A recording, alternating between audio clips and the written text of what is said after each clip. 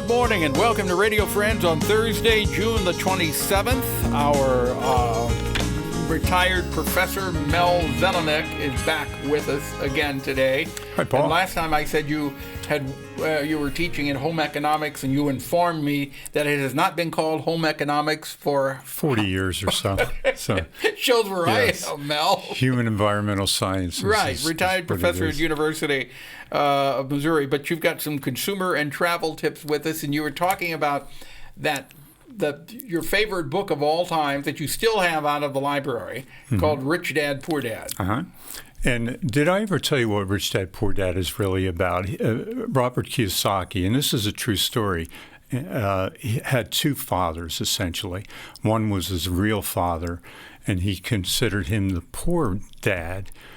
His real father was a superintendent of schools for the state of Hawaii, and he was a PhD from Stanford and so forth, but he was not financially astute.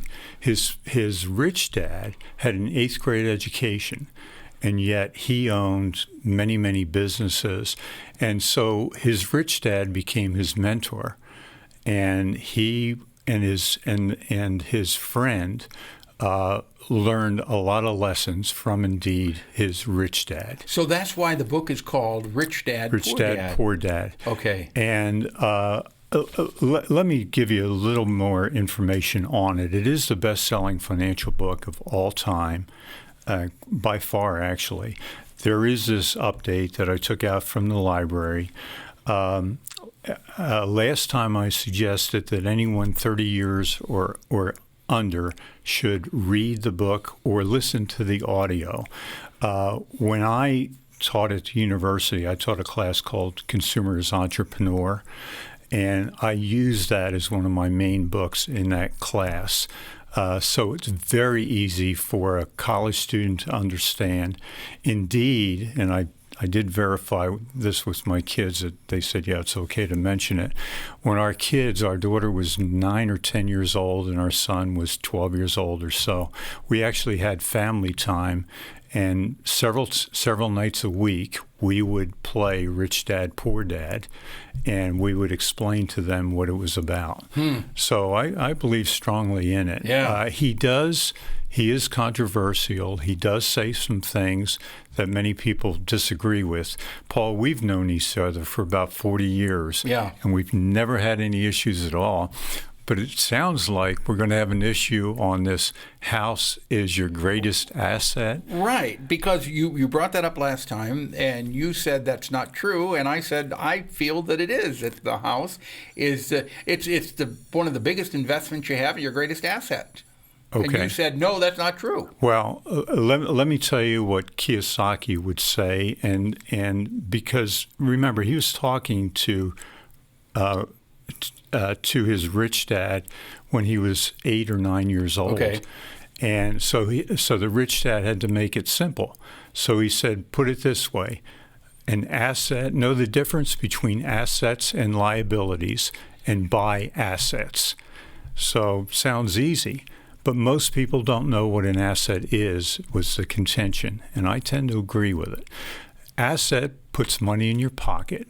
A liability takes money out of your pocket, and therefore your home is not an asset. Indeed, if you want to argue the point, some people would suggest it's even a liability. Now, keep in mind, and I brought some other materials here too, many times, matter of fact, the last 2 weeks, many times the indication is that your home is costing you more than you're ever going to be able to get back on. Mel, I just totally disagree with you there. But okay, look at here, your home. When you sell your house, you're going to most likely make a profit from selling your house. You're getting something back. But if you're paying rent, you're living in the apartment or house that you're paying rent for. When you leave, that's it. Okay. Couple articles, I just randomly pulled these out the last few weeks. Pending sales are post 16 straight months of decline. Okay. Okay. This one says 5 reasons to keep on renting. Okay, let me ask you this. Do you own your house? We sure do. Yeah, you do. Okay, then what is keeping you from, if it's a liability, why not sell your house and go and rent? And then you have to put money out every month. Well, why do you think I do it that way?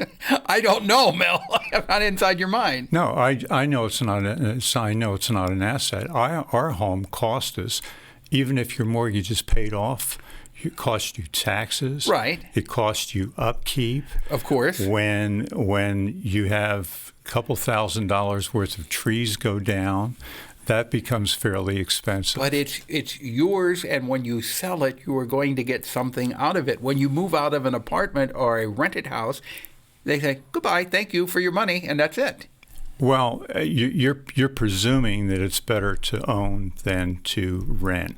And overall, I don't think you can make a case for that, Paul. I mean, we can just go ahead and agree to disagree on that. Yeah, agree to disagree. Okay. And I realize our home. I mean, I love our home, obviously, but it's an emotional thing. Of course, it is. More than a moneymaker. The moneymaker is your passive income and your portfolio income. That's where you're making your money. Okay, we got about a minute left here, Mel. Okay. Let's see. The problem with our public schools is they really don't teach financial literacy, and that's why parents have to do it at home, in my view. And this book is so easy to understand that that's an easy way to start developing entrepreneur skills. You don't have to be an entrepreneur, but you just have to start thinking a little bit more in those terms is the point we're trying to make. So the important thing is to talk about it at an early age, start saving at an early age. You're never really too young to start saving, right? No, that's correct. And let me give you one other bit of information that I mentioned to you last time. Two friends, Joe and Bob, decided to invest $300 a month. Joe gets started at age 19, keeps going for 8 years, and then stops adding to this pot at age 27. In all, he saved $28,800. Joe's money then compounded at a rate of 10%, which is apparently the average. By the time he retires, he has almost $1.9 million. Okay. His friend starts 7 or 8 years later. His friend has $1.5 million, and his friend invested until he was 65. Okay, so Joe obviously was the smartest. We're out of time. Mel, thanks for coming by. Thank you. Always a pleasure having you here. Bye-bye.